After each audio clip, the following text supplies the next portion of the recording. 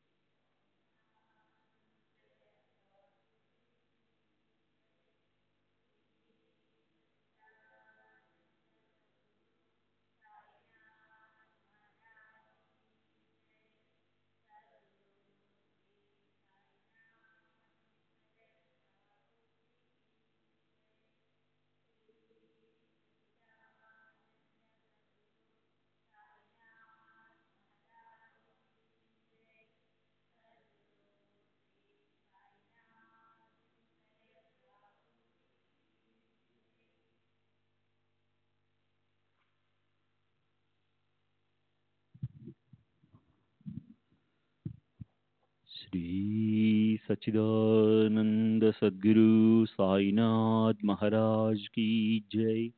सद्गुरु श्री साईनाथ शरद बाबू जी की जय। శ్రీ సాయినాథాయ నమః. శ్రీ సాయిబాబా సత్య చరిత్ర 47వ అధ్యాయం. నిన్నటి తరువాయి. డబ్బు కేల అలాగే ఉంటుంది. వీరభద్రుడు నాతో ఇలా అన్నాడు, బాబా, ఈ పెళ్లి అనే సంఖ్యలు చాలా కఠినమైనవి. డబ్బు లేకపోవడం వల్ల నేను బాధలు పడుతున్నాను. అందుకు మీరు నాకు ఏదో ఒక ఉపాయం చెప్పాలి. అప్పుడే నేను ఈ సంసారాన్ని దాటగలుగుతాను. నేను మీకు సాష్టాంగం చేస్తాను. నన్ను దగా చేయడం మంచిది కాదు. మీరే కదా మా పెళ్లికి కారణభూతులు అన్నాడు. నేను కూడా అతనికి ఎంతగానో చెప్పాను. ప్రేమతో ఆశీర్వదించాను. అల్లాయే మాలిక్ ఆయనకి అన్నీ తెలుసు. ఆయనే ఆ సంకటాన్ని తొలగిస్తాడు. వీరభద్రుడి మనసును తెలుసుకుని అతని మనోరథం నెరవేరాలని నేను అతనికి మాటిచ్చాను. అసలు దుఃఖించవద్దని నేను అతనితో చెప్పాను. నీకు అదృష్టపు గడియలు దగ్గర పడ్డాయి. ఊరికే అనవసరంగా బాధపడకు. ద్రవ్యం నీకు సహజంగా లభిస్తుంది. అది నీ దగ్గర అపారంగా ఉంటుంది. అయినా వీరభద్రపు అంటూ ఉండేవాడు, డబ్బు వల్ల నేను పరిహాసాల పాలయ్యాను. భార్య అది తీసుకురా ఇది తీసుకురా అని అనడం ఆపదు. చాలు చాలు ఈ అవమానాలు. ఈ పెళ్లి పీడ నాకొద్దు. సరే, తరువాత ఓ అద్భుతం జరిగింది. గౌరీ గ్రహాల గొప్పతనం చూడండి. ఆ చౌటి నేలకి ధర పెరిగింది. దేవుడి లీలలు అగాధమైనవి. ఒక కొనుగోలుదారు వచ్చాడు. 1,00,000 రూపాయలు ఇచ్చేందుకు సిద్ధపడ్డాడు. అతను అక్కడికక్కడే సగం డబ్బు రొక్కంగా ఇచ్చేశాడు కూడా. మిగతా సగం డబ్బు వాయిదాల పద్ధతిలో ఇస్తానని చెప్పాడు. మిగిలిన 50,000లో ప్రతి సంవత్సరము వడ్డీతో సహా 2,000 రూపాయలు ఇచ్చి 25 సంవత్సరాల్లో పూర్తిగా ఇచ్చేస్తానని చెప్పాడు. ఈ ప్రకారంగా 25 సంవత్సరాల తర్వాత గౌరికి డబ్బు పూర్తిగా లభించింది. ఈ వ్యవహారం అందరికీ నచ్చింది. కానీ చెన్నబసప్ప గురవు అంటే ఈ జాతికి కూడా ఈశ్వరుని పూజించే అధికారం ఉంటుంది. కానీ చెన్నబసప్ప గురవు నిలబడి అన్నాడు, శంకరుడికి అర్పించిన డబ్బుకి మొదటి యజమాని గురవు. ప్రతి సంవత్సరము లభించే వడ్డీలో సగం గురవునైనా నాకు భాగంగా లభించాలి. అది లేకపోతే నాకు తృప్తి కలగదు. వీరభద్రప్ప అతనికి ఏమీ ఇవ్వలేదు. చెన్నబసప్ప ఊరుకోలేదు. ఇద్దరికీ వాద ప్రతివాదాలయ్యాయి. వారిద్దరూ నా దగ్గరికి వచ్చారు. శంకరుడు పూర్తిగా భూమికి యజమాని. అది ఇంకా వేరెవరికి లభించదు. ఊరికే దానిపై లోభం పెట్టుకోకండి అని నేను వారిద్దరికి చెప్పాను. శివుడికి అర్పించిన భూమికే ఈ ధర వచ్చింది. గౌరీ కాక ఆ డబ్బు మీద కోరిక పెట్టుకున్న వారు ఉపవాసంతో మరణిస్తారు. దేవుడి ఆజ్ఞ లేకుండా ఆ డబ్బు మీద ఎవరైనా చేయేస్తే అది దేవుడి కోపానికి కారణమవుతుంది. ఇది పూర్తిగా దేవుడి సొమ్ము. ఆ భూమికి పూజారి యజమాని. దానికి గౌరీ వారసురాలు. అక్కడ ఇతరులకి ఏమి సంబంధం? గౌరీకే ఆ ధనం మీద పూర్తి హక్కు ఉంటుంది అని నేను వారిద్దరికీ నచ్చజెప్పాను. గౌరిని యజమానిగా గుర్తించి ఆమె అనుమతితో వ్యవహరిస్తే కృతార్థులవుతారు. ఆమె ఇచ్చకు వ్యతిరేకంగా ప్రవర్తిస్తే దేవుడు రాజీ పడడు. వీరభద్రుడికి స్వతంత్రంగా వ్యవహరించే అధికారం లేదు అన్న నా ఆలోచనను స్పష్టంగా చెప్పాను. అయినా వీరభద్రప్ప కోపగించి నాపై తిట్ల వర్షం కురిపించాడు. అతను, మీ మనసులో నా భార్యను యజమానిగా చేసి ఆమె దగ్గర నుంచి డబ్బంతా కొట్టేసి మీ కోరిక తీర్చుకుని హాయిగా ఉండాలనుంది అన్నాడు. అతని మాటలు విని నేను అక్కడికక్కడ స్తబ్దంగా అయిపోయాను. మనసులో ఇలా అనుకున్నాను, అల్లామి ఆ చేతలు అగాధం. ఊరికే మనం ఎందుకు బాధపడాలి? వీరభద్రప్ప నాతో అలా అని ఇంటికి పోయి భార్య మీద కోపంతో మండిపడ్డాడు. ఆమె మధ్యాహ్న దర్శనానికి వచ్చి నాకు విన్నపం చేసింది. బాబా, ఎవరి మాటలో మనసులో పెట్టుకుని నాపై కృప చూపడం మాత్రం మానకండి. నేను కొంగుజాచి అడుగుతున్నాను. మీ ఈ బిడ్డ మీద అనుగ్రహం చూపండి అన్న ఆమె మాటలు విని నేను ఆమెకి ధైర్యం చెప్పాను. నీకు 7 సముద్రాలు బహుకరిస్తాను, నీవు దుఃఖించకు. అదే రాత్రి నిద్రిస్తున్నప్పుడు గౌరికి కల వచ్చింది. శివుడు కల్లోకి వచ్చి ఆమెకేం చెప్పాడు వినండి. చూడు, ఈ డబ్బంతా నీదే. నీవెవరికి ఇవ్వద్దు. అది సదా నీ దగ్గరే ఉండేట్లు ఏర్పాటు చేస్తాను. నేను చెప్పినట్లు నువ్వు చెయ్యి. దేవాలయం కోసం డబ్బును చెన్నబసప్ప చెప్పిన విధంగా ఖర్చు చెయ్యి. అతని పట్ల నాకు విశ్వాసం ఉంది. ఇతర పనులకు డబ్బు దుర్వినియోగం కాకూడదు. మసీదులోని బాబాని అడగకుండా ఏ వ్యవహారము చేయవద్దు. గౌరీ ఆ కలను నాకు సవిస్తరంగా చెప్పింది. నేను కూడా ఆ కలను అంగీకరించి యోగ్యమైన సలహా ఇచ్చాను. అసలును నీ దగ్గరే ఉంచుకో. చెన్నబసప్పకి వడ్డీలోని సగభాగం ఇస్తూ ఉండు. వీరభద్రప్పకి దీంతో ఏ సంబంధం లేదు. మేమిలా మాట్లాడుకుంటుండగా వాళ్ళిద్దరూ కొట్లాడుకుంటూ వచ్చారు. వాళ్ళిద్దరిని శాంతింపజేయడానికి నేను ఎన్నో ప్రయత్నాలు చేశాను.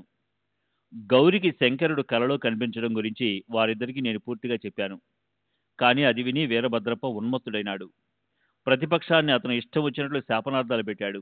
అనరాని మాటలన్నాడు. అది విని రెండో వాడు అంటే చెన్నబసప్ప భయంతో కంగారు పడ్డాడు. వీరభద్రుడికి పిచ్చి పట్టినట్లయింది. శాపనార్థాలతో అరుస్తూ నాకు దొరికితే నిన్ను చంపేస్తాననసాగాడు.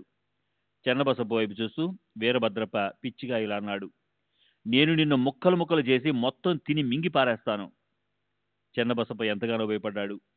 నా పాదాలు గట్టిగా పట్టుకుని నన్ను ఈ కష్టం నుంచి గట్టెక్కించండి అన్నాడు. నేను కూడా అతనికి అభయం ఇచ్చాను. దీనంగా ఉన్న చెన్నబసప్పకి ధైర్యం చెప్పి, వీరభద్రప్ప చేతిలో నేను నిన్ను చావనివ్వను అన్నాను నేను. సరే, తరువాత వాతం ప్రకోపించి వీరభద్రప్ప మరణించాడు. పాము యోనిలో జన్మించాడు. అతని శరీరం అలా రూపాంతరం చెందింది. చెన్నబసప్ప దిగులుతో కూలబడిపోయాడు. ఆ దిగులుతోనే అతను మరణించాడు. అతను కప్పయోనిలో జన్మించాడు. అలా అయింది అతని జీవితం.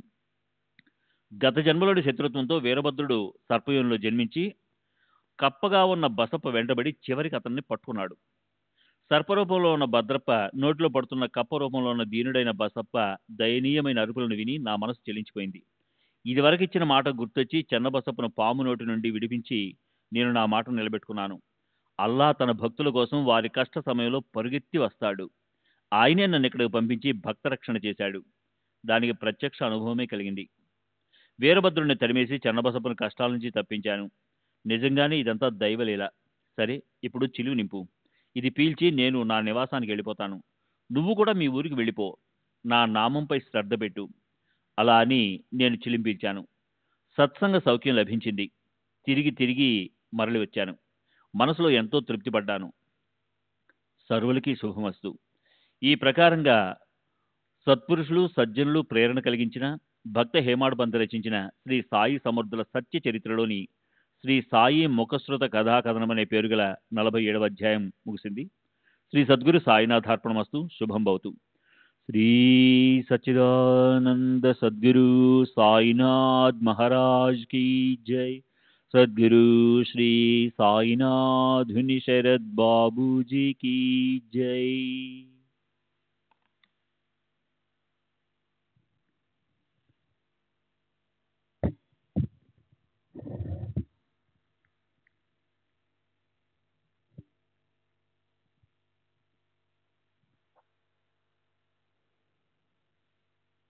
నలభై 47వ అధ్యాయానికి పరిపూర్ణ వివరణ.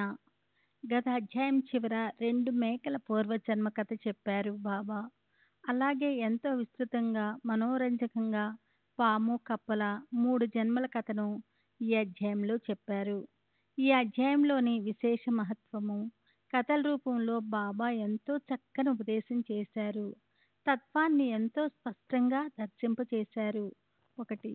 మొదట ద్రవ్యలోపము యొక్క పరమావస్థ అంతఃపతనానికి ఎలా దారితీస్తుందో చెప్పారు. ధనికుడి వద్ద ఎంతో డబ్బుంది. లోకంలో గౌరవ మర్యాదలు కూడా బాగా లభించాయి.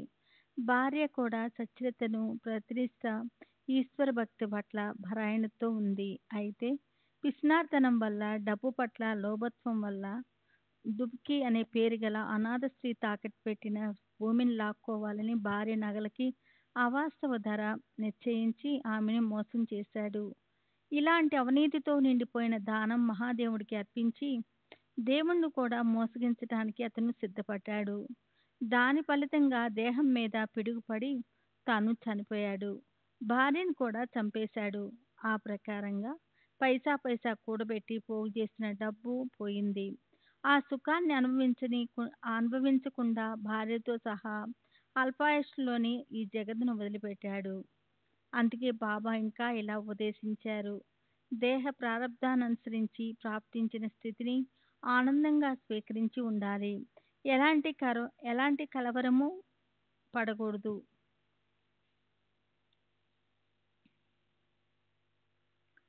వస్తువులు, ధనము ఒకవేళ అవసరమే అవ్వచ్చు. అయినా వాటిలో మనసును చిక్కుకోనివ్వరాదు. ఎన్నటికీ లోబిలా ఉండరాదు. ఉదార బుద్ధిని పెట్టుకోవాలి. 2వ ఉపదేశము వైరబుద్ధి గురించి. అందులోనూ దేహంలో శత్రుభావం సంచరించడం ఏమాత్రం మంచిది కాదు. దాన్ని మానవులు నిరోధించాలి. ఎందుకంటే అది జీవితాన్ని నాశనం చేస్తుంది. పరస్పర వైరానికి ఫలితం ఈ జన్మలో మంచి యోనిలో జన్మించిన రాబోయే జన్మ నీచ యోనిలో అవటం. ఈ వైద్య వృత్తి వల్ల వీరభద్రుడు చిన్నబసప్ప సర్పము, కప్పలాంటి అధమయోనుల్లో జన్మించవలసి వచ్చింది. అక్కడ కూడా అదే వృత్తి శాశ్వతంగా వారిద్దరికీ ఉండిపోయింది. అందుకే బాబా లాంటి మహాత్ముల ఉపదేశం అది ఆగిపోయింది. మహాత్ముల ఉపదేశంతో అది ఆగిపోయింది. మూడవది మానవులు మరణించిన తర్వాత వారికి తమ కర్మననుసరించి మంచి లేదా చెడు జన్మ లభిస్తుంది. ఈ సిద్ధాంతాన్ని బాబా ఇక్కడ ముద్రించారు. చేసుకున్న వాడికి చేసుకున్నంత అన్న బాబా మాటలు అమూల్యమైనవి. ఎవరైనా తాము సముపార్జించిన జ్ఞానాన్ని, కర్మాస్థానాన్ని అనుసరించే శరీరాన్ని ధరిస్తారు. దీనికి శృతి ప్రామాణికము. ధనికుడు దూబుకిని తన భార్యని మహాదేవుణ్ణి డబ్బు వ్యవహారంలో మోసం చేశాడు. అందుకని మరుజన్మలో పేద బ్రాహ్మణుని కడుపున జన్మించి గడప గడపలో భిక్ష లేదా కూలి పని చేయవలసి వచ్చింది. కానీ అతని భార్య ఈశ్వరు పట్ల భక్తి కలిగి ఉండేది కనుక పూజారి లాంటి పవిత్రమైన ఇంట్లో జన్మించింది. ఆమెకు సాయిబాబా లాంటి మహాత్ముల సాన్నిధ్యం లభించింది. వీరభద్రుడు చిన్నబసవప్ప వీరు డబ్బు కోసం ఒకరి పట్ల ఒకరు వైరం పెట్టుకొని గొప్పగా కలహించుకున్నారు. అందుకని వాళ్ళు మరుజన్మలో సర్పము కప్పలుగా అయ్యారు. అక్కడ కూడా ఒకరి పట్ల ఒకరు వైరంతోనే ఉన్నారు. అందుకే బాబా ఇలా అంటారు. కనుక ఆత్మజ్ఞానాన్ని ప్రాప్తింప చేయగల మానవ జన్మ లాంటి అమూల్యమైన అవకాశం వచ్చినప్పుడు దేహం పడిపోకముందే దాన్ని వ్యర్థం చేయని వారు నిజంగా తెలివైన వారిని తెలుసుకోవాలి. వారే సంసార బంధాల నుంచి ముక్తులవుతారు. ఇతరులు సంసారధారుని చక్రంలో పడిపోతారు. ఎప్పటికీ దేహభావం నుంచి వారు ముక్తులు కారు. జన్మ వల్ల కలిగే యాతన నుంచి వారు తప్పించుకోలేరు. 4వది, ధార్మిక కార్యాల్లో డబ్బు ఖర్చు పెడితే మానవులకు అందుకు అనేక రెట్లు ధనము ఈ జన్మలోనూ లేదో రాబోయే జన్మల్లోనూ ప్రాప్తిస్తుంది. ధనికుడి భార్య తల్లిదండ్రుల నుంచి తనకు సంక్రమించిన నగలను అమ్మి ఆ భూమిని శివుడి ఆలయానికి జీర్ణోద్ధరణ కోసం దానం ఇచ్చింది. కనుకే తర్వాత జన్మలో ఆమె 1,00,000 రూపాయలకు యజమానురాలైంది.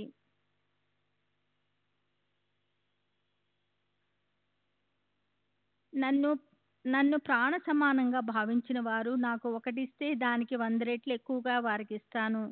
అయితే చేసే ఆ దానం మాత్రం మనస్ఫూర్తిగా ప్రేమతో శ్రద్ధతో చేస్తేనే అది ఫలితమిస్తుంది.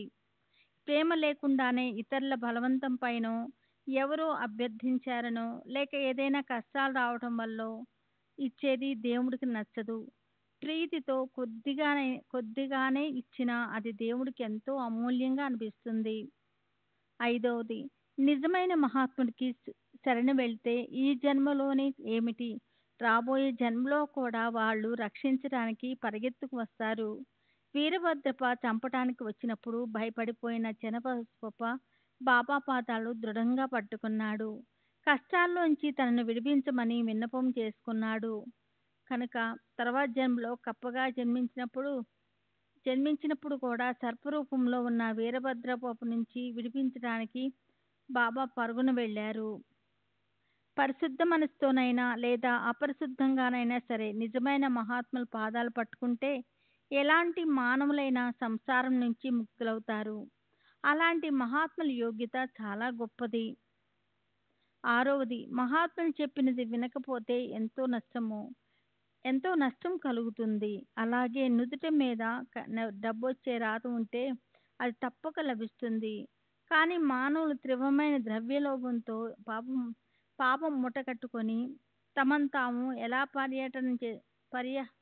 ఎలా సర్వనాశనం చేసుకుంటారో అది కూడా బాబా తెలియజేశారు. సంసారాన్ని నడిపించలేక ఆ ఇబ్బందిని తీసుకుని వీరభద్రప్ప బాబా దగ్గరకు వచ్చాడు. కనుక బాబా అతన్ని ధైర్యం పెట్టుకోమని చెప్పారు. ఒక అదృష్టపు గడియలు దగ్గర పడ్డాయి. ఊరికే అనవసరంగా బాధపడకు. నీ చేతికి సహజంగా పుష్కలంగా లభిస్తుంది. ఆ రకంగా తర్వాత అతని భార్యకి చాలా డబ్బు లభించింది. అయినా ద్రవ్యంతో స్వల్ప వడ్డీ కోసం అతను చిన్నబసవప్ప పట్ల వైర్యం పెట్టుకొని తనకి తాను విఘాతం కలిగించుకున్నాడు. 7వది, మానవులు మరణించాక శరీరాన్ని అక్కడ వదిలిపోతారు. కానీ మన సూక్ష్మదేహంతో పాటు తమ స్వభావాన్ని వెంట తీసుకుని పోతారు. ధనికుడు ద్రవ్యలోభి. తర్వాత జన్మలో బ్రాహ్మణుని కడుపున జన్మ లభించింది. గౌరీ లాంటి మంచి భార్య లభించింది కూడా. అందులో మళ్ళీ ఆ ద్రవ్యలోభమే ఉప్పినలా ఎగిసిపడింది. అందువల్ల అతను స్వల్ప వడ్డీ కోసం చిన్నబసవప్పతో కలహించి మరణించాడు. ఈ వైర బుద్ధితోనే తర్వాత సర్పయంలో శాస్త్రంగా ఉండిపోయి అతను కప్ప రూపంలో ఉన్న చెనప సోపను మింగటానికి పరిగెత్తిపోయి మరింత పాపాన్ని మూటగట్టుకోవడానికి సిద్ధపడ్డాడు. కాబట్టి మానవులు సత్యవృత్తి అలవర్చుకోవడానికి తమ తమ స్వభావంలో ఉన్న సాధువు లేదా ఆమెది దైవత్వం తీసుకురావడానికి ఈ జన్మలో ప్రవర్తించాలి. ఎందుకంటే అదే మరో జన్మలో మనతో పాటు వస్తుంది. 8వది చివరిది, తాము కథలు చెప్పేటప్పుడు స్వయంగా తమ భక్తులను రక్షిస్తున్నప్పుడు కూడా బాబా అహంకారం పెట్టుకోకుండా ఆ కర్తత్వాన్ని నమ్రతతో చివరికి పరమేశ్వరుడికి ఆపాదించి ఆ ప్రకారంగా శ్రోతలకు నిరహంకారాన్ని నమ్రతను గుర్తించిన శిక్షణిచ్చారు. అల్లా తన భక్తుల కోసం కష్ట సమయంలో పరుగున వస్తాడు. ఆయనే నన్ను ఇక్కడికి పంపించి భక్త రక్షణ చేశాడు. శ్రీ సచిదానంద సద్గురు సాయినాథ్ మహారాజ్ కీ జై. సద్గురు శ్రీ సాయినాథుని శరద్ బాబూజీ కీ జై. శ్రీ సచిదానంద సద్గురు సాయినాథ్ మహారాజ్ కీ జై. సద్గురు శ్రీ సాయినాథుని శరద్ బాబూజీ కీ జై. 48వ అధ్యాయం.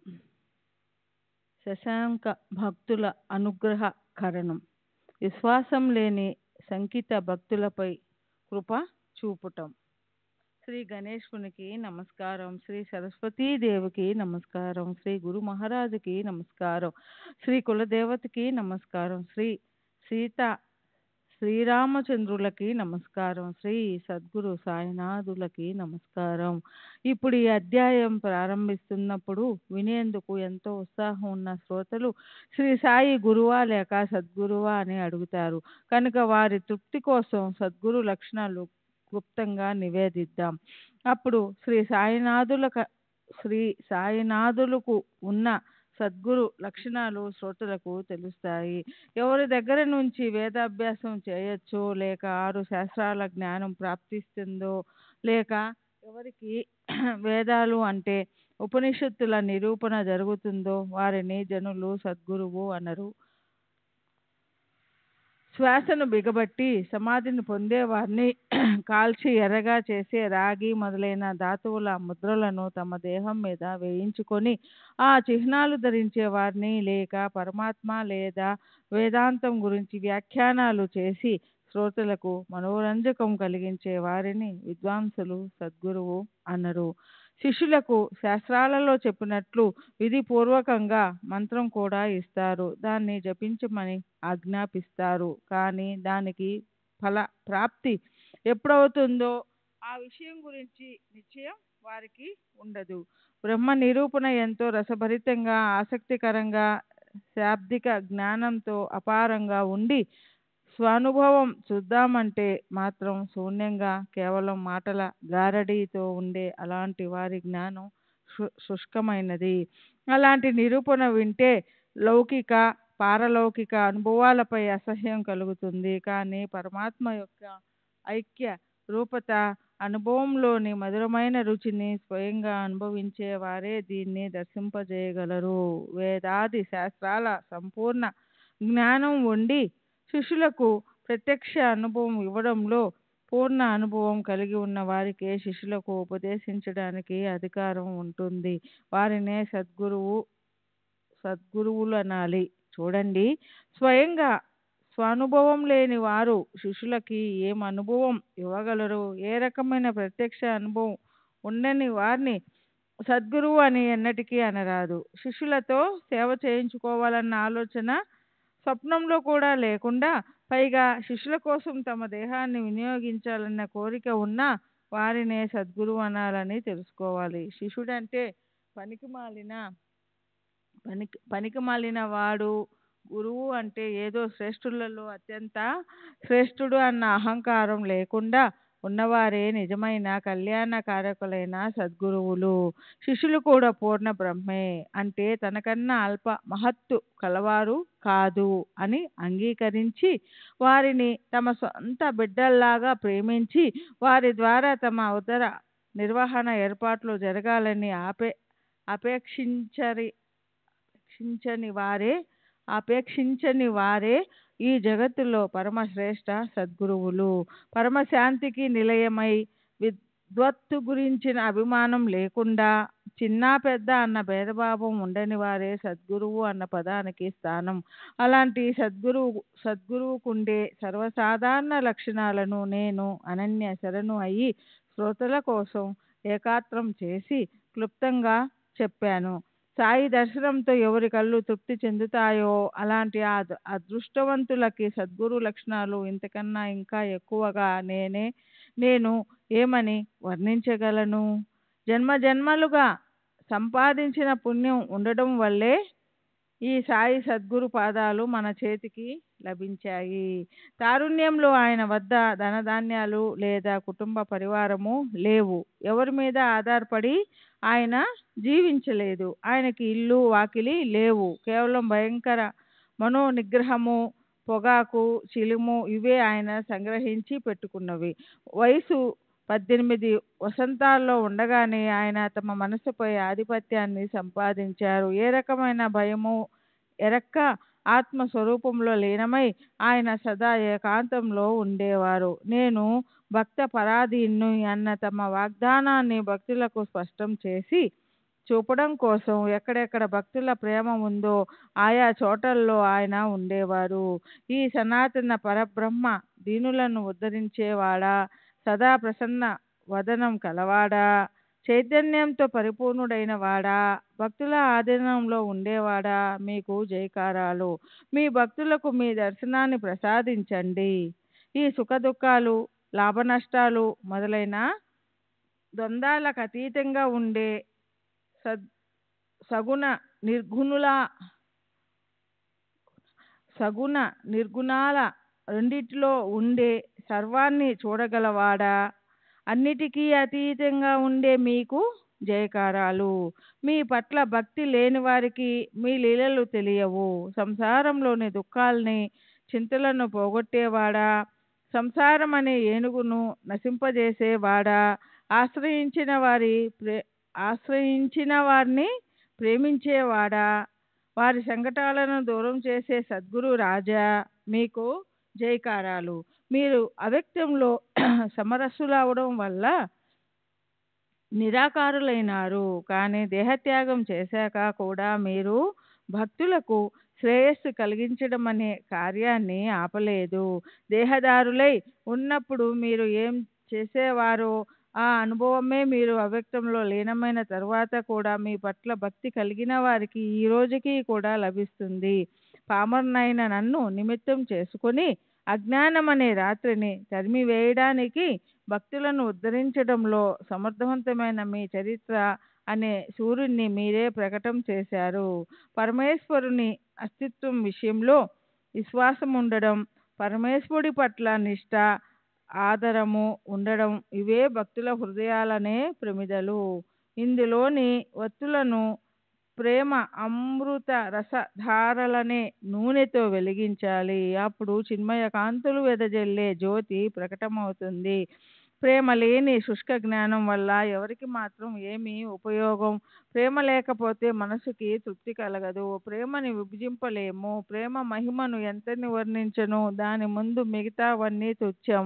మన దగ్గర ఆహ్లాద సాగరంలో జారవిడిచే ప్రగాఢమైన ప్రేమ లేకపోతే శ్రవణము, పఠనము నిష్ఫలం అవుతాయి. ప్రేమ వద్దే భక్తి ఉంటుంది. అక్కడే ఎదను లాలించే పూర్తి శాంతి, విరక్తి ఉంటాయి. అక్కడే మన సమస్త సంపత్తితో పాటు షడ్ సంపత్తి అంటే శమము, దమము, ఉపరతి, తితిక్ష, శ్రద్ధ, తృప్తి, ముక్తికాంత కూడా వాటి వెనకే వస్తుంది.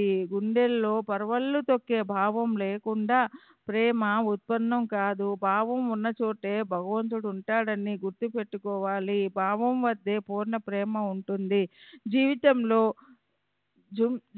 మారుతం సృష్టించే సంసార సాగరం దాటిపోవడానికి భావమే కారణం అవుతుంది. ఈ అత్యంత మధుర సుధా రస వాహిని సాయి చరిత్ర గంగాజలం లాగా పవిత్రమైనది. దానిలోని కవిత రచనను సాయియే రచింపజేశారు. హేమాడు కేవలం నిమిత్త మాత్రుడు. ఈ సాయి సచ్చరిత్రను వింటే శ్రోతలు వక్త శాశ్వతంగా శుద్ధులవుతారు. పాపపుణ్యాలు నశించి వారిద్దరికి శాశ్వత ముక్తి లభిస్తుంది. మనసుని శుద్ధం చేసుకుని చక్కని మనోవృత్తితో ఈ చరిత్రను వినేవారి మనసులోని వాంఛలన్నీ సదా నెరవేరుతాయి. గొప్ప శ్రద్ధతో పూజ్యభావంతో ఈ సచ్చరిత్ర వింటే లేదా సాయి నామస్మరణ చేస్తూ ఉంటే ఇంద్రియాలు తమ ఇష్టమొచ్చినట్లు ప్రవర్తించవు. మహోద్ధృత కన్నీటి తుఫానుల సంసార సాగరాన్ని సహజాతి సహజంగా దాటిపోగలం. చాతక రూపం భక్తుల పట్ల ఈ సాయి సచ్చరిత్ర కథనం జీవనమే. ఇది విన్న తర్వాత శ్రోతలు దీన్ని మననం చేయాలి. శ్రీ సాయి కారుణ్యాన్ని ప్రాప్తింప చేసుకోవాలి. అన్ని అవస్థల్లోనూ సావధానులై శ్రోతలు దీన్ని వింటే వారి కర్మబంధనాలు తెగిపోయి వారికి సహజంగా మళ్ళీ మళ్ళీ జన్మించడం నుంచి ముక్తి లభిస్తుంది. సరే, శ్రోతలు తమ మనసుల్లో కథ ఎప్పుడు ఆరంభిస్తాడు అని అనుకుంటారేమో. కనుక మొదట ప్రస్తావన చేసి వారి అస్వస్థతను తొలగిస్తాను. గత అధ్యాయంలో వైరము, రుణము, హత్యల నుంచి ముక్తులవ్వడం కోసం, చేసిన కర్మలను అనుభవించడం కోసం పునర్జన్మ తీసుకోవలసి ఉంటుందన్న విషయం గురించిన వర్ణన ఉంది. భక్తులకి తమ పూర్వజన్మ లేదా కర్మలు గుర్తుండవు, కానీ మహాత్ములకవి తెలుసు. అప్పుడు భక్తులు తిరిగి ఎక్కడ జన్మించినప్పటికీ అక్కడికి పోయి వారిని వీరు రక్షిస్తారు. అలాంటిదే ఇప్పుడు మరో కథ చెప్తాను. ఇచ్చిపుచ్చుకోవడంలోనూ సమస్త వ్యవహారాల్లోనూ మహాత్ముల చరణాల పట్ల అచంచల విశ్వాసం పెడితే భక్తులకు కార్యసిద్ధి అవుతుంది. కర్మలు మొదలుపెట్టి మొదట గురువుని దేవుణ్ణి స్మరిస్తే, కర్మలు చేయడంలో సమర్థత ఉంటే మహాత్ములు స్వయంగా భక్తుల చింతలను దూరం చేస్తారు. నేను కర్మను మాత్రం చేస్తాను, దానికి ఫలితం ఇవ్వడంలో ఈశ్వరుడు, గురువు సమర్థులు అని దృఢ విశ్వాసమున్న వారికి కార్యం అవశ్యం సిద్ధిస్తుంది. మహాత్ములు అసలే కఠోరంగా భీతిదాయకంగా కనిపిస్తారు, కానీ వారి హృదయంలో ఏ లాభాన్ని ఆశించని పన్నీటి తుషార తుంపరాల ప్రేమ ఉంటుంది. మనం మనసుల్లో నిరీక్షణ వైశాల్యాన్ని కొంచెం పెంచుకోవలసి ఉంటుంది. అప్పుడు చివరికి వాళ్ళు శ్రేయస్సు కలిగిస్తారు. సత్సంగ యోగం పడితే వేరే ఎవరైనా మన గురించి చెడు జరగాలని కోరుకున్నందువల్ల లేదా మన దురదృష్టం వల్ల కలగబోయే యాతనాలు, మానవ జీవితంలోని మాయ మమకారాలు అక్కడికక్కడే కరిగిపోతాయి. కనుక ఆయన చరణాలలో మానవులు లీనమవ్వాలి. నమ్రతతో నిగర్వులుగా అయి మహాత్ములను శరణనాలి. వారికి మన మనసుల్లోని గుప్త ఇచ్చలను ప్రార్థనాపూర్వకంగా చెప్పాలి. అప్పుడు వారు మనసుకి నిశ్చితమైన తృప్తి కలిగిస్తారు. అల్పజ్ఞాన అహంకారం వల్ల మహాత్ముల మాటలను అవమానించే వారు మొదట్లో నష్టపోతారు, కానీ మనసులో అచంచల విశ్వాసం పెట్టుకుంటే వారికి చివరికి శ్రేయస్సు కలుగుతుంది. శుద్ధ మనసుతోనే లేదా అపరిశుద్ధ మనసుతోనే నిజమైన మహాత్ముల పాదాలు పట్టుకుంటే చివరికి మానవులు దుఃఖోద్వేగాల సంసారం నుంచి ముక్తులవుతారు. మహాత్ముల అలౌకిక యోగ్యత అలాంటిది. దీనికి సంబంధించిన ప్రబోధాత్మకమైన కథను ఇప్పుడు జాగ్రత్తగా వినండి. శ్రోతల మనసు ఆనంద చంద్రికలతో నిండిపోయి వక్తకు కూడా కథ చెప్పడంలో ఉల్లాసం కలుగుతుంది. అక్కలకోటలో ఉండే సపత్నేకర్ అనే పేరుగల వకీలు అనుభవాన్ని వినండి. మనసు ఆనందిస్తుంది. అహోరాత్రులు వకీలు పరీక్షకు అధ్యయనం చేస్తున్నా అతనికి శేవడే అనే పేరుగల మరో వకీలు కలిశాడు. వారు ఒకరినొకరు చదువు గురించి ప్రశ్నించుకున్నారు. ఇంతలో అక్కడికి మరో విద్యార్థి వచ్చాడు. అక్కడే ఓ గదిలో అందరూ కలిసి కూర్చున్నారు. ఎవరు ఎంత చదివారు అన్న విషయం తెలుసుకోవడానికి ఒకరినొకరు ప్రశ్నించుకున్నారు. తమ సందేహ నివృత్తి అయి మనసుకి శాంతి లభించాలని వారు తాము ఎక్కడ పొరపాటు చేశారో, ఎవరి సమాధానం సరిగ్గా వచ్చిందో చూసుకోసాగారు. అందులో చివరికి సేవడే సమాధానం తప్పయిందని విద్యార్థులంతా అన్నారు. వీడు పరీక్ష ఎలా పాస్ అవుతాడు? వీడి చదువునంత అసంపూర్ణంగా ఉంది. ఆ ప్రకారంగా మిత్రులు సేవడేని పరిహసించినా, తన చదువు సరిగ్గా ఉన్నా లేకపోయినా తాను పరీక్ష పాస్ అవడం ఖాయం అన్న నిశ్చయం అతనికి బాగా ఉంది. అతనిలా అన్నాడు, నేను ఒకవేళ సరిగా చదవకపోయినా నా సాయిబాబా నన్ను పాస్ చేయిస్తారు. నేనెందుకు బాధపడాలి? ఈ మాటలు విని సపత్నేకర్కి ఆశ్చర్యం కలిగింది. సేవడేని ఓ పక్కకు తీసుకెళ్ళి ఇలా అడిగాడు, ఈ సాయిబాబా ఎవరు? ఆయన మీద నీకు పూర్ణ విశ్వాసం ఉందని ఆయన గురించి ఇంతగా నీవు చెప్తున్నావు కదా, ఆయన ఎక్కడుంటారో? దానికి జవాబుగా సేవడే అతనికి సాయిబాబా మహిమను వర్ణించాడు. మనస్ఫూర్తిగా తనకు ఆయన మీదున్న శ్రద్ధను గురించి చెప్పాడు. సుప్రసిద్ధ మహమ్మద్నగర్ జిల్లాలోని సిడి గ్రామ మసీదులో ఓ ఫకీర్ ఉంటారు. ఆయన గొప్ప పేరున్న సత్పురుషులు. ఈ భూమి మీద మహాత్ములు అక్కడక్కడ ఉన్నారు, కానీ ఈ మహాత్ములను కలిసే యోగం ఎంతో పుణ్యం ఉంటేనే తప్ప కేవల ప్రయత్నాలతో లభించదు. ఈ మహాత్ముడిపై నాకు ఎంతో విశ్వాసం ఉంది. ఆయన చేసిందే అవుతుంది, వాక్కుతో అన్నదే అవుతుంది, కల్పాంతరంలో కూడా అది తప్పిపోదు. ఈ సంవత్సరం ఎంత ప్రయత్నించినా నేను పరీక్షలో పాస్ కానని, వచ్చే సంవత్సరం ఏ ప్రయత్నం చేయకపోయినా ఖచ్చితంగా నేను పాస్ అవుతానని నాకు ఆయన మాటిచ్చారు. ఆయనపై నాకు పూర్తి విశ్వాసం ఉంది. ఆయన మాటలు ఎన్నటికీ అబద్ధం కావు. అలా నా మనసుకి బాగా తెలుసు. సరే, ఇందులో ఆశ్చర్యం ఏముంది? ఈ పరీక్ష ఏమిటి? దీని తర్వాత పరీక్ష కూడా నేను పాస్ అవుతాను. అతని ఈ మాటలు సపత్నేకర్కి ఎంతో హాస్యాస్పదంగా, పనికిమాలిన శుష్క వచనాలుగా అనిపించాయి. సపత్నేకర్ అసలే అనుమానాస్తుడు. అతనికి మాటలు ఎలా నచ్చుతాయి? అతను అక్కడి నుంచి వెళ్ళిపోయాడు. సరే, అప్పుడేం జరిగిందో వినండి. శ్రీ సచ్చిదానంద సద్గురు సాయినాథ్ మహారాజ్ కి జై. సద్గురు శ్రీ సాయినాథుని శరత్ బాబూజీకి జై.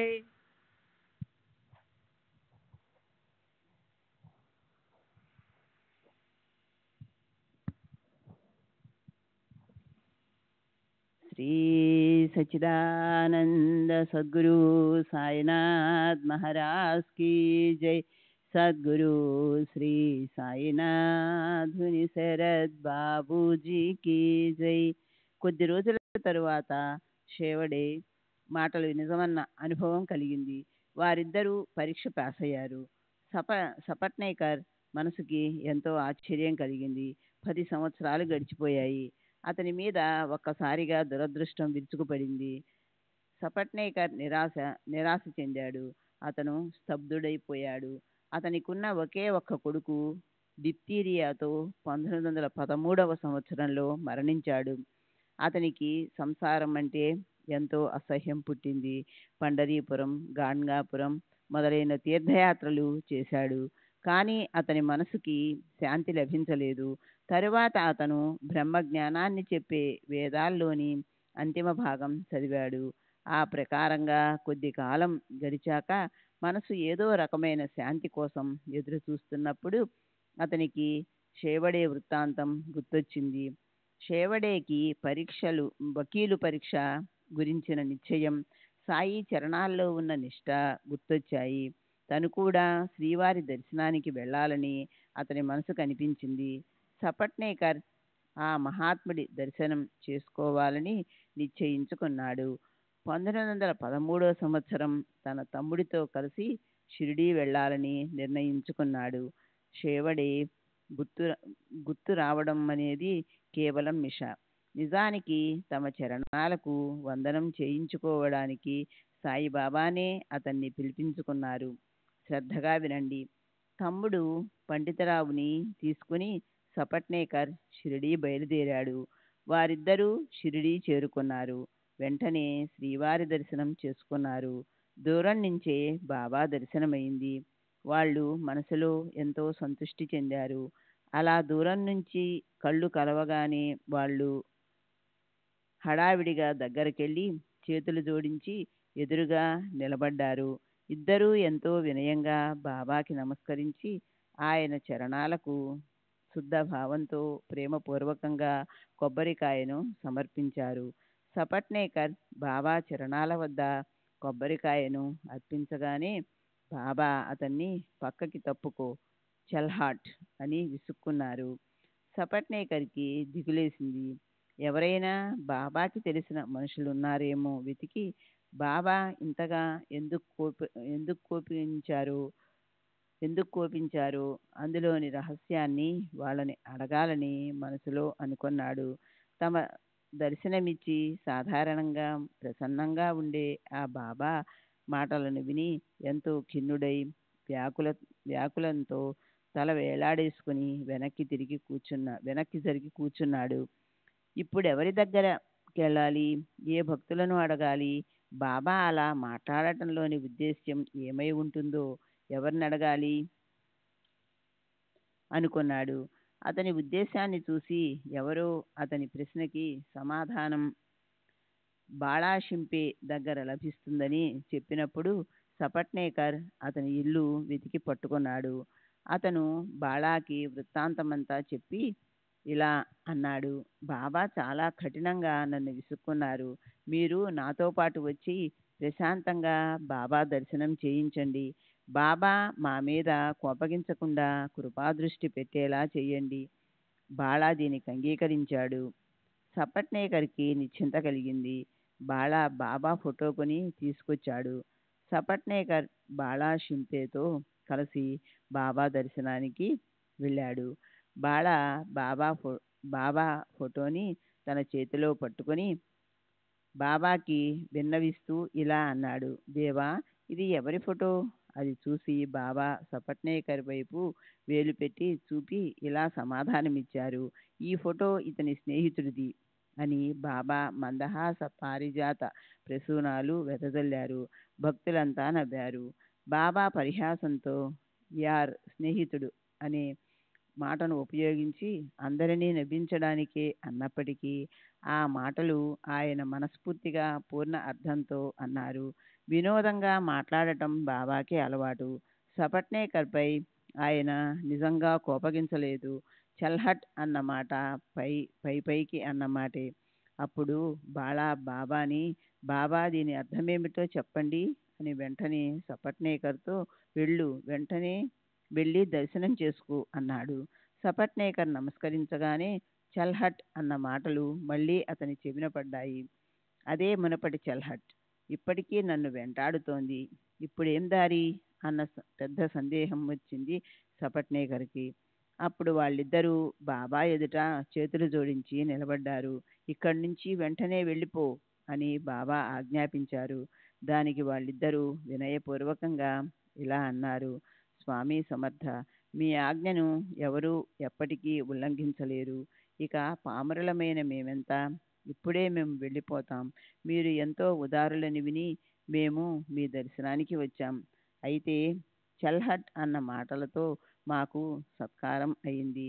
ఇదేమి చిత్రమో మాకు తెలియడం లేదు అని తరువాత మా మీద కృపాదృష్టి ఉంచండి, మమ్మల్ని ఆశీర్వదించండి, మళ్ళీ మాకు మీ దర్శనం కావాలి అని అభయాన్ని అడిగారు. సరే, ఎంత విద్వాంసుడైనా గాని బాబా మనోగతాన్ని మాత్రం తెలుసుకోలేరు. కనుక వచ్చిన ఆజ్ఞను శిరసావహించి సపట్నేకర్ అతని సోదరుడు ఇద్దరూ కలిసి బసకి వెళ్ళిపోయారు. తమ ప్రథమ దర్శనం అలా అయిందని వారిద్దరూ ఎంతో నిరాశ చెందారు. కొంచెం కూడా ఆలస్యం చేయకుండా వాళ్ళు తమ ఊరికి వెళ్ళిపోయారు. తరువాత మరో సంవత్సరం గడిచింది. అయినా సపట్నేకర్ మనసు స్థిరం కాలేదు. మళ్ళీ గాన్గాపూర్ యాత్ర చేశాడు. అయితే మనసులో మరింత అగ్నిశిఖలు ఎగిశాయి. అప్పుడు విశ్రాంతి కోసం అతను తన తండ్రి దగ్గరకు మాడేగాంకు వెళ్ళాడు. చివరికి కాశీ వెళ్ళాలని అనుకున్నాడు. అప్పుడు కాశీకి వెళ్ళడానికి 2 రోజులే మిగిలి ఉంది. అప్పుడే అతని భార్యకి ఓ కల వచ్చింది. దాంతో కాశీ ప్రయాణం అలాగే ఆగిపోయింది. ఆ కల ఎంత చిత్రమైనదంటే దానిలోని విశేషం చెప్తాను. శ్రోతలు వినేందుకు సిద్ధం కండి. పక్క మీద నిద్రిస్తున్నప్పుడు ఆమెకు స్వప్నం వచ్చింది. నేను బిందె తీసుకొని లకట్ శాబావికి బావి దగ్గరకు వెళ్ళాను. అక్కడ వేప చెట్టు కింద తలకి ఓ గుడ్డ చుట్టుకొని ఉన్న ఓ ఫకీరు నా దగ్గరకొచ్చాడు. ఎంతో మృదువైన స్వరంతో, అమ్మాయి, ఊరికే ఎందుకు కష్టపడుతున్నావు? నేను నీ బిందెను స్వచ్ఛమైన నీటితో నింపిస్తాను. నాకు అతన్ని చూసి భయమేసింది. ఖాళీ బిందె తీసుకొని నేను ఇంటికి తిరుగుముఖం పట్టాను. కానీ ఫకీరు నా వెనకే వచ్చాడు. ఇంతలో మెలకువ వచ్చింది. భార్యకొచ్చిన కల గురించి విని సపట్నేకర్ షిరిడీ మళ్ళీ వెళ్ళాలని నిశ్చయించుకున్నాడు. మరుక్షణం ఆ భార్యాభర్తలిద్దరూ బయలుదేరి మర్నాడు షిరిడీ గ్రామం చేరుకున్నారు. చేరుకోగానే మసీదుకి వెళ్ళారు. అప్పుడు బాబా లేండి బాగుకి వెళ్ళారు. బాబా తిరిగి వచ్చే వరకు వాళ్ళిద్దరూ ఎదురు చూస్తూ అక్కడే కూర్చుండిపోయారు. ఇంతలో బాబా తిరిగి వచ్చారు. కలలో ఏ మూర్తిని చూసిందో అదే ఆ పాదమస్తకం అచ్చుగుద్దినట్లుండటం చూసి ఆ స్త్రీ ఆశ్చర్యచకితురాలైంది. ఆమె కన్నార్పకుండా ఆయన అలాగే చూస్తుండిపోయింది. బాబా కాళ్ళు కడుక్కున్నాక ఆ స్త్రీ బాబా దర్శనం చేసుకోవడానికి వెళ్ళింది. బాబా చరణాలకు నమస్కరించి ఆయన వైపే తదేకంగా చూస్తూ కూర్చుంది. ఆమె సాత్వికతను చూసి సాయి మనసుకి ఆనందమనిపించింది. ఆయన ఆ స్త్రీ వ్యధను నివారించే కథను మెల్లగా చెప్పడం మొదలుపెట్టారు. తమ నియమానుసారం బాబా అక్కడున్న మూడో వ్యక్తితో తన బాధను పూర్తిగా సవిస్తరంగా ప్రేమపూర్వకంగా వివరించసాగారు. అసలు నిజానికి ఆ స్త్రీకి చెందిన ఆ కథను ఆ స్త్రీకే చెప్పవలసి ఉంది. కానీ ఆమె ఎదురుగా మూడో వారికి చెప్పేటప్పుడు ఆ స్త్రీ దాన్ని ఎంతో శ్రద్ధగా విన్నది. నా చేయి, కడుపు, నడుము ఎన్నో రోజుల నుంచి విపరీతంగా నొప్పి పెడుతున్నాయి. మందులు వాడి వాడి నేను అలసిపోయాను. బాధ మాత్రం ఏమీ తగ్గలేదు.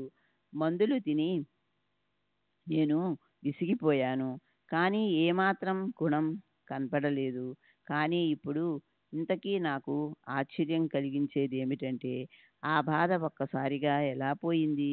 అలా ఆ కథను ఆ స్త్రీ పేరైనా ఉచ్చరించకుండా మూడవ వారికి చెప్పారు బాబా. కానీ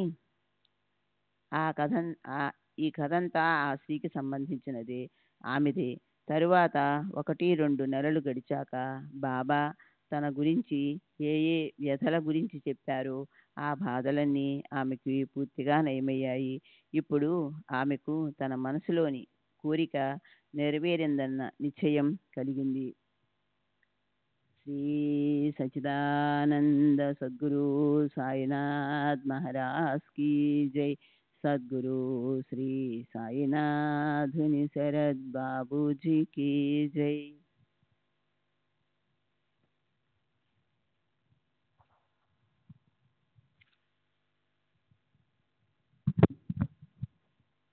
శ్రీ సచ్చిదానంద సద్గురు సాయినాథ్ మహారాజ్ కి జై.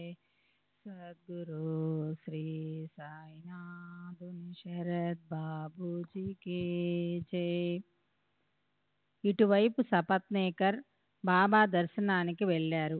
బాబా మునుపటిలాగే చల్హట్ అని అతన్ని సత్కరించారు.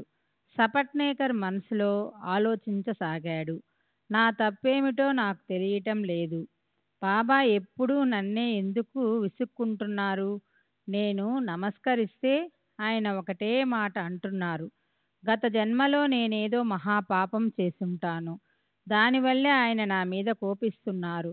ఇతరులతో నా ఎదుట ఎంతో ప్రేమగా ఉంటున్నారు. అలా చూస్తే పొద్దున సాయంత్రము జనులు బాబా సదా కాంతి జలపాతాల దీపావళి అనుభవం పొందుతారు. నా మొహాన ఈ చల్హట్ ఎందుకు? ఎక్కడో నా కర్మ.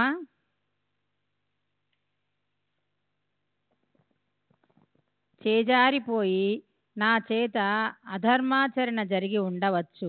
ఎన్నో పాపాలను నేను మూటగట్టుకొని ఉండి ఉంటాను. అందుకే బాబాకు నా మీద కృప కలగడం లేదేమో. మొదట్లో నేను బాబా విషయంలో పిచ్చివాడిలా వాదించి అనుమానాలు పెట్టుకున్నాను. అందుకే బాబా ఈ ఉపాయంతో నన్ను తమ దగ్గరకు లాక్కున్నారని అనిపిస్తోంది. సపట్నేకర్ బాబా అనుగ్రహం తనపై వర్షించేంత వరకు బాబా పైనే మనసు స్థిరం చేసి గుండెల నిండా నింపుకున్న శాంతితో షిరిడీలోనే ఉండాలి అని నిశ్చయించుకున్నాడు. 3 రకాల దుఃఖ దావానములతో పీడింపబడుతూ సాయి దర్శనానికి అలమటించేవారు తమ మనసులకు తృప్తి కలగకుండా నిరాశతో షిరిడీ నుంచి తిరిగి వెళ్ళగలరా? అలా వెళ్ళి వాళ్ళు అసలు ఎవరైనా ఉంటారా? సపట్నేకర్ ఆ రోజు ఎంతో వ్యాకులం చెంది నిరాశపడ్డాడు. అతనికి అన్నపానీయాలు రుచించలేదు. ఎక్కడికి వెళ్ళబుద్ధి కాలేదు. నిద్ర పట్టక మంచం మీద అటు ఇటు దొర్లుతూ కళ్ళు తెరుచుకొని అలా పడి ఉన్నారు. ఇతరులెవరూ దగ్గరలో లేకుండా బాబా ఒంటరిగా ఆసనం మీద కూర్చొని ఉన్న సమయం చూసుకొని బాబా పాదాలు పట్టుకోవాలని అతను నిశ్చయించుకున్నాడు. వెంటనే అతని నిశ్చయం ఫలించింది. పాదాలపై శిరస్సు పెట్టగానే బాబా ఆనంద సాగరాలను సృష్టించగల తమ చేతిని అతని తలపై పెట్టారు. తర్వాత సపట్నేకర్ బాబా పాదాలను నొక్కుతూ కూర్చున్నాడు.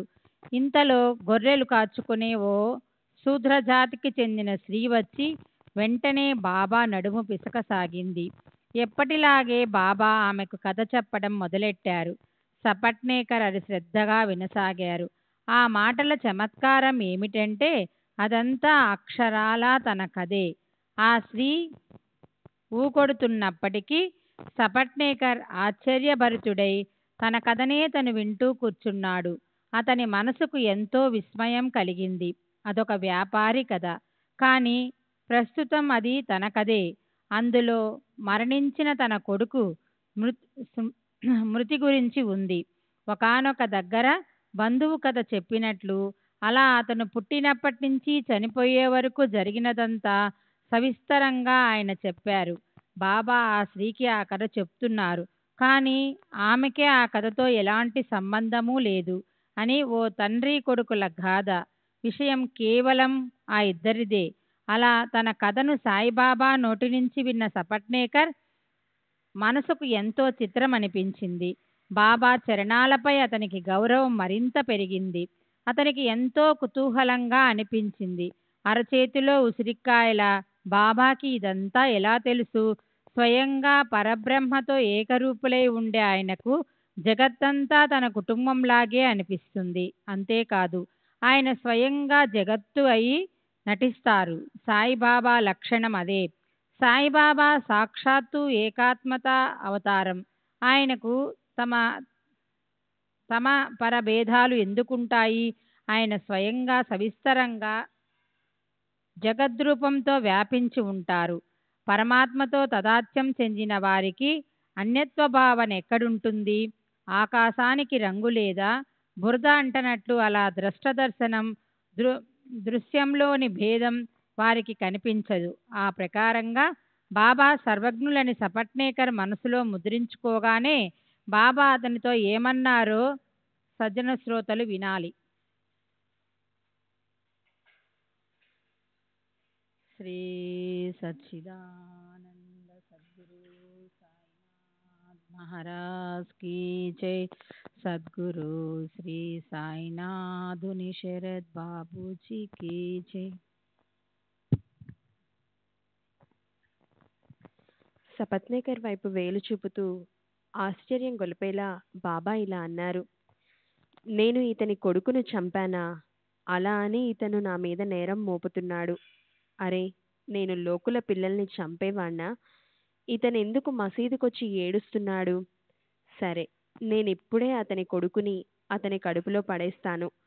ఈ స్త్రీకి మరణించిన ఆమె రామదాసు పేరుగల కొడుకుని తిరిగి ఇచ్చినట్లు ఇతని కొడుకును ఇతని కడుపులో తిరిగి పెడతాను. ఇది విని సపట్నేకర్ బాబా వైపు కళ్ళప్పగించి అలా చూస్తూ కూర్చుండిపోయాడు. బాబా అతని తలపై చేయి పెట్టి ధైర్యం చెప్తూ ఇలా అన్నారు. ఈ పాదాలు ఎంతో పురాతనమైనవి. నీ చింత దూరమయ్యింది. నాపై పూర్తి విశ్వాసం పెట్టు. వెంటనే నీవు కృతార్థుడివవుతావు. బాబా పాదాలు నొక్కుతూ కూర్చున్నప్పుడు చెవులకు అమృత సమానంగా ఉన్న ఆ మధుర శబ్దాలు విని సపత్నేకర్ కనురెప్పల మాటి నుంచి ఉబికిన అశ్రువులతో చెక్కిళ్ళు తడిసిపోయి అతను బాబా పాదాలపై తలపెట్టి నమస్కరించాడు. అతనికి అష్టభావాలు కలిగాయి. కళ్ళ నుంచి పరవళ్లు తొక్కుతూ ఆనందాశ్రువులు ఉప్పెనలా ఉరికాయి. అప్పుడు ప్రేమ ముప్పిరిగొనగా ఆ అశ్రువులతో బాబా చరణాలు కడిగాడు. మళ్ళీ బాబా అతని తలపై చేయి పెట్టి ఇలా అన్నారు, ఇప్పుడు ప్రశాంతంగా హాయిగా కూర్చో. అప్పుడు సపత్నేకర్ పట్టరానంత ఆనందంతో తన బసకి వెళ్ళిపోయాడు. నైవేద్యం తయారు చేయించి తన భార్య చేతికిచ్చి పూజ హారతి అయ్యాక ఆ పళ్ళాన్ని బాబా ముందు పెట్టాడు. ఆ పళ్ళెం చుట్టూ నీళ్లు చల్లి విధిపూర్వకంగా కళ్ళను తాకి ఓం ప్రాణాయి స్వాహ, ఓం అపానాయి స్వాహ అని ఆ నైవేద్యాన్ని బాబాకి అర్పించాడు. తరువాత నిత్య క్రమాన్ని అనుసరించి బాబా ఆ పళ్ళెంపై చేయి పెట్టి నైవేద్యం స్వీకరించిన మీదట సపత్నేకర్ ఆనందం అంబరాన్ని తాకింది. అప్పుడు ఆ సమయంలో ఇతర భక్తులు బాబా పాదాలపై పడిపోయారు. ఆ రద్దీలో దూరి సపత్నేకర్ చటుక్కున బాబాకి మళ్ళీ నమస్కరించాడు. తొందరలో భక్తుల తలకి అతని తల ఢీకొంది. అది చూసి బాబా సపత్నేకర్తో మెల్లగా ఏమన్నారో చూడండి. అరే, మళ్ళీ మళ్ళీ ఇలా నమస్కరించడం ఎందుకు? ఒక్కసారి ప్రేమతో పెడితే చాలు. సరే, ఆ రాత్రి చావడి ఊరేగింపు జరిగింది. సపత్నేకర్ ఎంతో ప్రేమతో భక్తితో పల్లకి ముందు చేతిలో దండం ధరించి ఆనందంతో బయలుదేరాడు. చావడి ఊరేగింపు గురించి శ్రోతలకు ముందే తెలుసు కనుక దాన్ని మళ్ళీ వర్ణించడానికి గ్రంథ విస్తార భీతితో ఆపేశాను. ఆ రాత్రి జరిగిన బాబా అద్భుత లీల చూడండి. బాబా వైపు చూస్తుంటే పాండురంగణ్ణే చూస్తున్నట్లు అనిపించింది సపత్నేకర్కి. తరువాత తిరిగి వెళ్ళిపోవడానికి అనుజ్ఞ అడిగినప్పుడు తిని వెళ్ళు అన్నారు బాబా. సపత్నేకర్ ఆ ఆజ్ఞను అక్షరాలా పాటించాడు. భోజనం అయ్యాక సెలవు తీసుకోవడానికి బాబా దర్శనానికి బయలుదేరాడు. ఇంతలో అతని మనసులో ఒక్కసారిగా ఒక ఆలోచన వచ్చింది. బాబా దక్షిణ అడిగితే ఎలా ఇవ్వాలి? జేబులో డబ్బంతా అయిపోయింది. తిరుగు ప్రయాణానికి కావలసినంత మాత్రమే మిగిలి ఉంది. బాబా దక్షిణ ఇవ్వు అంటే ఏమని సమాధానం చెప్పాలో ముందే నిర్ణయించుకున్నాడు. ఆయన అడక్క ముందే ₹1 చేతిలో పెట్టాలి. మళ్ళీ అడిగితే మరోటివ్వాలి. ఆ తరువాత లేదని చెప్పాలి. రైలు ఛార్జీలకు అవసరమైనంతే నా దగ్గరుంది అని బాబాతో స్పష్టంగా చెప్పాలి అని నిశ్చయించుకొని అతను బాబాని కలిసేందుకు వెళ్ళాడు. ఇదివరకు నిశ్చయించుకున్నట్లే అతను బాబా చేతిలో ₹1 పెట్టగానే బాబా మరొకటి అడిగారు. అది ఇచ్చాక బాబా ఎంతో స్పష్టంగా, ఈ కొబ్బరికాయ తీసుకో, నీ భార్య కొంగులో వేయి. ఇప్పుడు మనసులో కలవరాన్ని వదిలేసి హాయిగా ఇంటికి పో. తరువాత 12 నెలలయ్యాక సపత్నేకర్కి పుత్రుడు కలిగాడు. 8 నెలల పిల్లవాణ్ణి తీసుకొని వాళ్ళిద్దరూ తిరిగి బాబా దర్శనానికొచ్చారు. అతన్ని బాబా చరణాలపై పెట్టారు. మహాత్ముల చేతలు ఎంతో లోతైనవి. అప్పుడు వారిద్దరూ చేతులు జోడించి బాబాకి ఏమని విన్నపం చేశారో వినండి. బాబా, మీ రుణాన్ని ఎలా తీర్చుకోవాలో మాకసలు తెలియడం లేదు. కనుక మేము మీ చరణాలపై కేవలం మస్తకం పెడుతున్నాము. మేము హీనులము, దీనులము, పామరులము. అనాథలమైన మాపై కృప చూపండి. ఇక మీదట మాకు మీ చరణాల్లో సదా సర్వదా ఆశ్రయం ఇవ్వండి. మేలుకొని ఉన్నా స్వప్నంలో ఉన్నా మా మనసుల్లో అనేక రకాలైన ఆలోచనలు ఎగిసిపడుతుంటాయి. రాత్రింబవళ్ళు మాకు విశ్రాంతి ఉండదు. అయినా బాబా, మిమ్మల్ని మీ వైపు తిప్పుకోండి, మమ్మల్ని మీ వైపు తిప్పుకోండి. అలా అని భార్యను తీసుకొని దయాపరులైన సాయినాథునికి నమస్కరించి తమ చెంచల మనసుని స్థిరం చేసుకొని తమ పనిని పూర్తి చేసుకొని తమ ఇంటికి తిరిగి వెళ్ళిపోయాడు. సరే, మురళీధర్ అనే ఆ అబ్బాయి తరువాత 2 అబ్బాయిలు భాస్కర్, దినకర్ కలిగారు. వీరితో సపత్నేకర్ ప్రశాంత చిత్తుడయ్యాడు. మొదట్లో కథను క్లుప్తంగా చెప్పాలన్న ఉద్దేశమే ఉంది. కానీ సాయినాథులే చెప్పేవారు కనుక గ్రంథ విస్తారం బాగా పెరిగిపోయింది. ఆయనకి శరణు వెళ్ళి ఈ హేమాడ్ పంత్ తరువాత కథాసారాన్ని శ్రోతలకు సూచిస్తున్నాడు. ఆ కథ దీనికన్నా మనసుకి సుఖం కలిగించేదిగా ఉంది. చమత్కారాలను ఇష్టపడే అలాంటి ఓ భక్తుడి కోరికను శ్రేష్ఠులైన బాబా నెరవేర్చారు. జనులు సాయి గుణాలను వర్ణిస్తారు, కానీ సదా దోషాలే చూసే అలవాటున్న మనుషులకి అందులో చెడు గుణాలే కనిపిస్తాయి.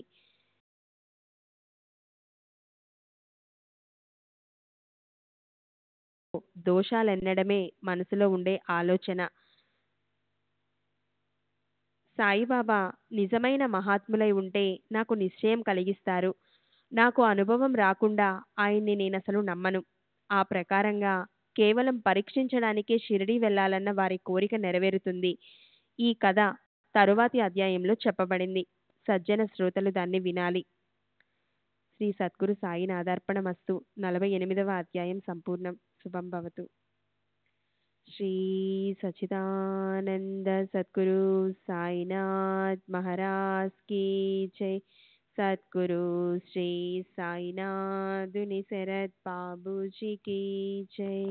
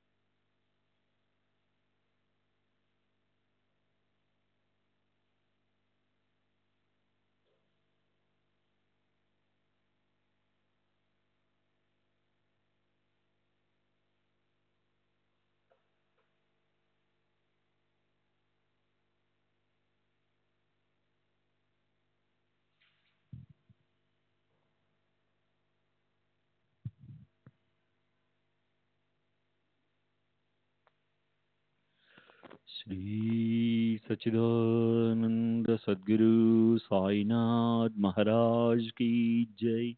सद्गुरु श्री साईनाथ शरद बाबू जी की जय. साई रहम नजर करना, बच्चों का पालन करना. साई रहम नजर करना, बच्चों का पालन करना. जाना तुमने जगत पसार, सब ही झूठ जमाना. जाना तुमने जगत पसार, सब ही झूठ जमाना. साई रहम नजर करना, बच्चों का पालन करना. साई रहम नजर करना, बच्चों का पालन करना. मैं अंधा हूँ बंदा आपका पद दिखलाना. मैं अंधा हूँ बंदा आपका, मुझसे पद दिखलाना. साई रहम नजर करना, बच्चों का पालन करना. साई रहम नजर करना, बच्चों का पालन करना। दास गणों कहे अब क्या बोलूं, थक गई मेरी रसना। दास गणों कहे अब क्या बोलूं, थक गई मेरी रसना। साई रहम नजर करना, बच्चों का पालन करना। साई रहम नजर करना, बच्चों का पालन करना। रहमो नजर करो अब मोरे साई, तुम बिना नहीं मुझे माँ बाप भाई। रहमो नजर करो मैं अंधा हूँ बंदा तुम्हारा, मैं अंधा हूँ बंदा तुम्हारा। मैं ना जानू मैं ना जानू अल्लाह इलाही। रहमो नजर करो, रहमो नजर करो अब मोरे साई, तुम बिना नहीं मुझे बाप बाई। रहमो नजर करो काली जमाना मैंने गमाया, काली जमाना मैंने गमाया। साथी आखिर का, साथी आखिर का, साथी आखिर का, तुम भी न कोई। रहमो नजर करो, रहमो नजर करो अब मोरे साई, तुम बिना नहीं मुझे माँ बाप भाई। रहमो नजर करो अपने मस्जिद का झाड़ू गणो है, अपने मस्जिद का झाड़ू गणो है। मालिक हमारे, मालिक हमारे, मालिक हमारे, तुम बाबा साई। नमो नजर करो, रहमो नजर करो अब मोरे साई, तुम बिना नहीं मुझे माँ बाप भाई। रहमो नजर करो। श्री सच्चिदानंद सद्गुरु साईनाथ महाराज की जय। सद्गुरु श्री साईनाथ धुनि शरद बाबू जी की जय।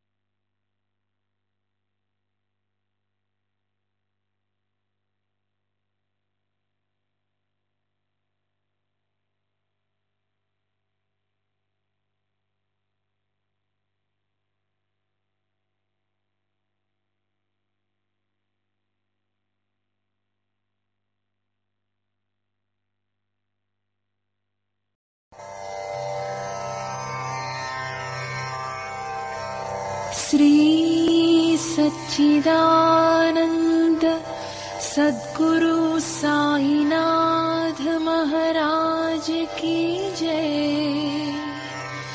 सद्गुरु श्री साईनाथ धुनि शरद बाबू जी की जय।